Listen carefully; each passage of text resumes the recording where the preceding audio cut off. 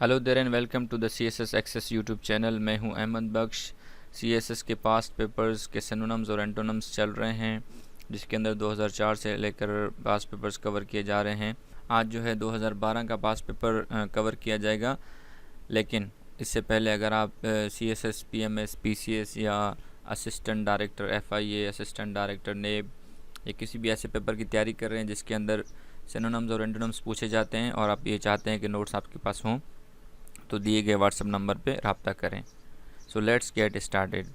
पहला सवाल है कि जी choose the word that is nearly similar in meaning to the word in the capital letters. यानी कि पहले पोर्शन में हम लोग सिनोनिम्स देखेंगे और दूसरे पोर्शन में हम सिनोनिम्स एंटोनिम्स देखेंगे। जो लोग हमें रेगुलर सुनते हैं उन्हें ये तरीक़ेकार पता है और CSS का भी यही पैटर्न है। So let's get started. पहला वर्ड है जी breach. Breach is a noun in the parts of speech. इसका माना है an opening that is created during a military attack और बाय स्ट्रॉन्ग विंड। यानी कोई एक ऐसा आप सुराख नमा या एक ऐसी खुली हुई जगह या ओपनिंग कह सकते हैं जो या तो किसी मिलिट्री अटैक के ज़रिए की गई हो या फिर कोई हवा वगैरह जो है तेज़ हवा तूफ़ान ने की हो, तो उसको कहते हैं ब्रीच। इसके हमारे पास सिनोनिम्स हैं A secret, B reinforcement, C opening and D difficulty. The correct answer is opening. Next word है जी जेलिड। जेलिड एडजेक्टिव है पार्ट्स ऑफ स्पीच के अंदर। ये इसका माना है कवर्ड विद आइस और वेरी कोल्ड।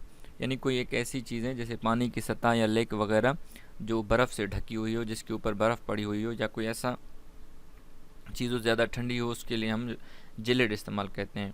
जैसे कि एक एग्ज़ाम्पल है अ जिलिड पॉन्ड, यानी कि जो तालाब है वो क्या हुआ है, ऊपर से बर्फ़ से ढका हुआ है। और जिलिड का एक और माना भी है, अनफ्रेंडली के तौर पे भी आता है, जैसे कि अ जिलिड रिप्लाई, यानी कि एक ऐसा जवाब जो कि जिसमें फ्रेंडलीनेस नहीं है, दोस्ताना नहीं है, बल्कि उसमें रूडनेस है।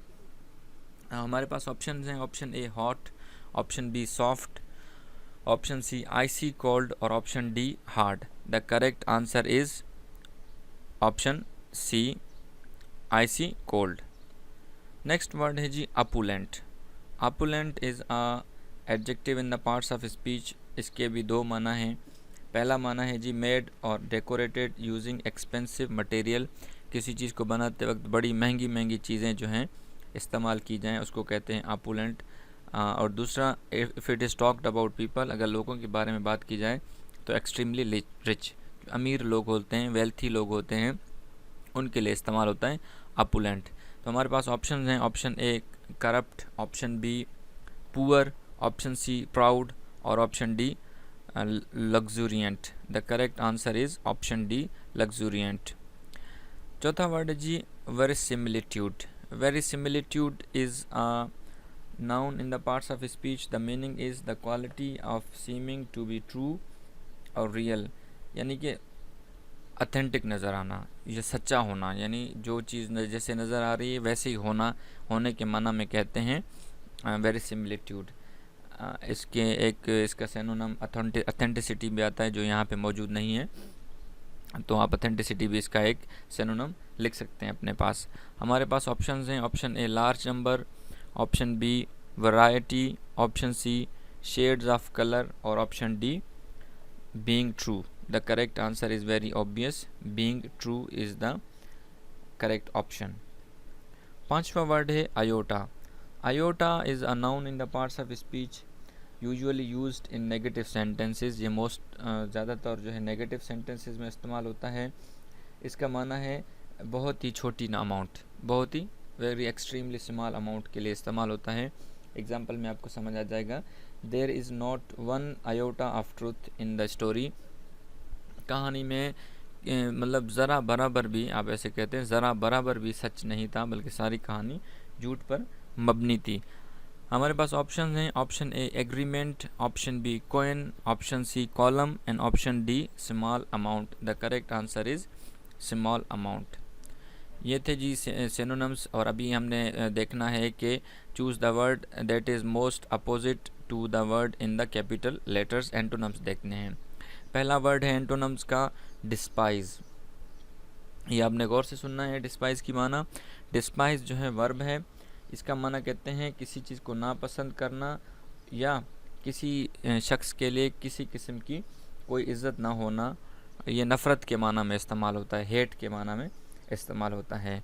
तो हेट या डिस्पाइज का हमने एंटोनम देखना है, यानी कि ज़ाहिर सी बात है कोई ऐसी चीज़ हो जो मोहब्बत या शफ़क़त या अफेक्शन वगैरह दिखाएं। तो ऑप्शन है हमारे पास, option A abhor, option B disdain, option C demolish या option D admire. The correct answer is option D. Admire करना और वहाँ पे रिस्पेक्ट न देने के माना में इस्तेमाल होता है, यानी कि एडमायर कहते हैं रिस्पेक्ट देने को, चाहने को, पसंद करने को, और डिस्पाइज कहते हैं डिसरिस्पेक्ट करने को। दूसरा वर्ड है जी लेखी। आप लेखी की माना सुन के जो है वो हैरान हो जाएंगे जब मैं देख रहा था इसको। Very interesting word is it is a noun but it use to be used in old fashion, यानी पुराने ज़मानों में ये सर्वेंट के लिए इस्तेमाल होता था, यानी नौकर वगैरह को क्या कहते हैं, लेखी। हमारे पास ऑप्शन है एंटोनम्स के strange, option B poor, option C master and option D ignorant. The correct answer is option C master. तीसरा वर्ड है जी egress. Egress is a noun in the parts of speech. इसका माना है किसी जगह को छोड़ना, किसी जगह के छोड़ने को कहते हैं the act of leaving a place.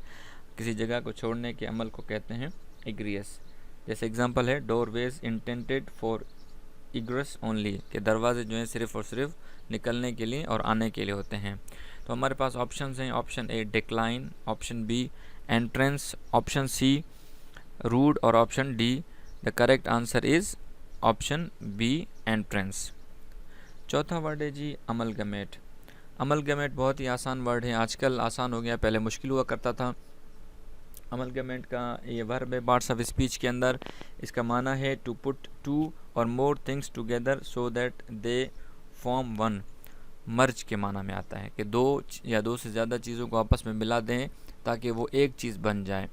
तो अमलगमेट का एंटोनम होगा, जाहिर सी बात है किसी चीज़ को जुदा करने को, अलग करने के लिए इस्तेमाल होगा उसका एंटोनम। तो हमारे पास ऑप्शन है, option A punish, option B study, option C separate और option D reduce. The correct answer is option C separate. पांचवा और लास्ट वर्ड है इंसिपिड।